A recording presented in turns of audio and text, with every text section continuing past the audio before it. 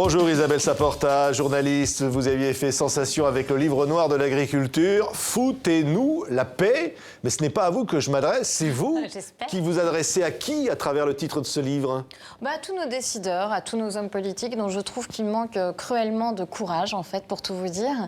Et j'aimerais bien qu'ils chaussent de temps en temps de belles bottes en caoutchouc, qu'ils fassent le tour de nos belles campagnes de France et qu'ils se rendent compte de ce qu'ils infligent aux paysans qui font la plus belle qualité, la meilleure nourriture qu'on puisse rêver faire en France. Et dans le monde. Donc foutez-nous la paix, c'est quoi? C'est le cri de colère des agriculteurs que vous portez? Ah, c'est ça, c'est exactement ça. C'est-à-dire que vraiment, pour avoir fait le tour de France de tous ces gens qui font vraiment de la top qualité, la seule chose qu'ils vous disent, c'est pas « je voudrais des subventions », etc. C'est des gens qui vivent très bien sans, hein. Ils vivent sans subventions. Ah oui, ils vivent très bien. C'est pourtant pas ce qu'on entend tous les jours. On dit que l'agriculture va mal, qu'ils n'en peuvent plus. Vous avez tout à fait raison. C'est-à-dire qu'on est aujourd'hui au bout du système de l'agriculture productiviste et on a une agriculture de la bonne chère qui est extraordinaire, qui fonctionne très bien, qui respecte les terroirs, qui respecte les paysages, qui respecte l'environnement. Celle-là, elle utilise d'ailleurs très peu de subventions. Eh bien, c'est celle-là qu'on essaye de flinguer, que nos décideurs sont en train de flinguer. On accuse souvent Bruxelles, on accuse quoi? Les technocrates de Paris, c'est qui? Alors, je dois dire que la France est extraordinaire, c'est-à-dire qu'elle est tellement masochiste qu'elle fait toujours bien pire que ce que lui demande de faire Bruxelles. Donc, généralement, quand Bruxelles vous offre des échappatoires en disant non, sur le lait cru, vous pouvez faire comme si, etc., nous, on fait pire. On a effectivement une espèce de brigade, plusieurs brigades d'ailleurs, qui demandent toujours des choses complètement incongrues, que ce soit le clou qui est de travers dans un abattoir et qui vous fait perdre tout, jusqu'à la hauteur trop de réglementation. C'est ça que vous dites aujourd'hui. Finalement, on tue l'agriculture. Mais écoutez, imaginez que dans les vignes, aujourd'hui, il y a une brigade de la végétation concurrentielle. C'est-à-dire qu'il y a quelqu'un qui est préposé à mesurer la hauteur de votre herbe dans les vignes, quoi. Oui. Voilà, mais pourtant, l'agriculture française se porte pas mal. C'est même une richesse pour la France, Isabelle Saporta. Alors, l'agriculture française productiviste se porte moyen, soyons clairs. Mais effectivement, cette agriculture-là se porte très bien. Et on la flingue. Je vous dis qu'on est maso. Quand vous dites cette agriculture-là, c'est-à-dire que l'agriculture traditionnelle, on imagine des fermes, petites fermes, des paysans, un petit monde rural tranquille. C'est ça, vraiment celle qui est restée effectivement respectueuse finalement de l'agronomie, qui fait hyper gaffe à ses territoires, celle qui fait vivre la Corse, qui fait vivre le Pays Basque.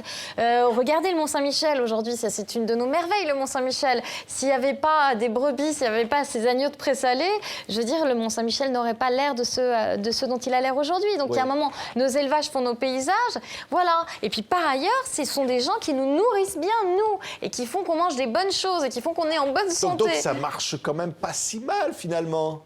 Eh bien, écoutez, ça marche pas si mal, si ce n'est qu'effectivement, on les flingue. C'est-à-dire que, voilà, par exemple, le lait cru, on n'arrête pas de nous dire aujourd'hui, oh là là, c'est un danger le lait cru. C'est faux. Je suis allée voir des épidémiologistes qui vous disent, non, le lait cru, au contraire, mangez-en, ça renforce vos défenses immunitaires, tout va bien, madame la marquise. C'est bon en plus pour nos paysages, parce que ça fait qu'il y a des petits éleveurs qui restent un petit peu partout en France. Mais ça, on flingue. On vient leur dire que le carrelage n'est pas aux normes, on vient leur... Pourquoi on est tatillon comme ça, finalement? Pourquoi on veut les embêter? Je vous demande pourquoi on est tatillon comme ça.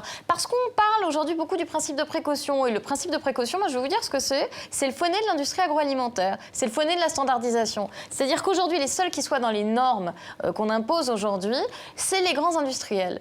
Donc voilà, donc quand on vous dit le lait cru, c'est dangereux, c'est parce que les grands groupes industriels laitiers aujourd'hui n'ont pas envie de faire du lait cru. Pourquoi? Parce que ça coûte plus cher. Ça coûte moins cher d'acheter du lait du bout du monde et de le pasteuriser, de faire un truc bien dégueu. Oui, derrière tout ça, et vous le dites à titre de ce livre, c'est cette France qui résiste. Parce que finalement, ils ne se laissent pas faire, ces petits agriculteurs. Heureusement. Vous les avez rencontrés, vous avez vécu avec eux, Isabelle Saporta. Heureusement, c'est des guerriers. Vous les aimez bien? Oui, je les aime beaucoup. Ce sont des guerriers. Heureusement qu'ils ont le moral chevillé au corps. Parce que je vous dis que quand c'est la 15e fois que vous avez la brigade de la végétation concurrentielle qui vient vous voir, ou qu'on vous explique qu'alors que vous élevez des poulets en plein air ici, vous ne pouvez pas livrer la cantine qui est là, juste de l'autre côté de la route, parce que votre clou est de travers, il faut quand même avoir vraiment le moral. Alors, vous aviez, je le disais dans le livre noir de l'agriculture, dénoncé cette agriculture productiviste, terrifiante, qui nous empoisonne et qui empoisonne aussi ces agriculteurs. Et en face de ça, il y a encore une agriculture comme ça qui est traditionnelle, qui existe, qui survit. Elle survit, elle fait très bien vivre les paysans, elle fait que finalement paysans et citoyens marchent main dans la main parce qu'ils ont leurs consommateurs. Donc tout ça fonctionne très bien, si ce n'est qu'effectivement, vous savez, la France est le pays des 400 000 normes. Bon ben voilà, imaginez ce que ça donne, la France bureaucratique, technocratique, quand elle commence à décider de légiférer sur tout et sur rien, et sur la hauteur de votre carrelage, et sur la hauteur de votre herbe, et sur pourquoi vous avez le droit de vendre votre poulet à 80 km de la ferme et pas 81 km. Et pourquoi vous avez le droit quand c'est un département limitrophe, mais si jamais il y a un département entre les deux, vous n'avez plus le droit. Enfin, je veux dire, imaginez qu'on est rentré à ce niveau-là de détail pour enquiquiner les gens. Oui, quoi. Oui, c'est vrai que ça ne donne pas forcément envie à de jeunes de s'installer à la campagne. Pas forcément, non, pas du tout même. Je veux dire, quand on voudrait flinguer ça, on ne ferait pas autrement. On a vu des émissions de télévision d'ailleurs qui cherchent à marier les agriculteurs. Ouais. On parle de la solitude, on parle parfois du désespoir des agriculteurs, voire même des suicides chez les agriculteurs. Alors non, mais ça c'est vrai. Alors le côté souriant, c'était effectivement cette émission, mais le côté désespérant, c'est que c'est vrai que vous avez des gens qui travaillent comme des fous, qui travaillent 15 heures par jour, qui font vivre nos terroirs, et que ces gens-là, on les flingue et qui sont seuls face à une administration qui est complètement démente, face à des normes qui sont complètement démentes et face à des grands groupes qui essayent de les dézinguer. Il faut quand même dire les choses. Hein, aujourd'hui, toutes ces normes sanitaires n'ont qu'un but, c'est effectivement faire des produits aseptisés en grand nombre, dans des grandes fermes de 1000 vaches, et se débarrasser finalement des paysans. Vous dites carrément, on veut détruire, c'est un petit peu comme le petit commerce face aux grandes surfaces. Mais c'est on veut détruire les petits agriculteurs. C'est exactement la même chose. Et vous voyez comme ça nous a porté chance. Hein, je veux dire, les désertifications des centres-villes, etc., etc. Donc il y a un moment, arrêtons ces bêtises-là. Je veux dire, aujourd'hui, la France est telle qu'elle est. Le repas est classé au patrimoine mondial de l'UNESCO parce que justement, on a ces garants de la bonne chair. Mais si alors, on les flingue, il fait quoi?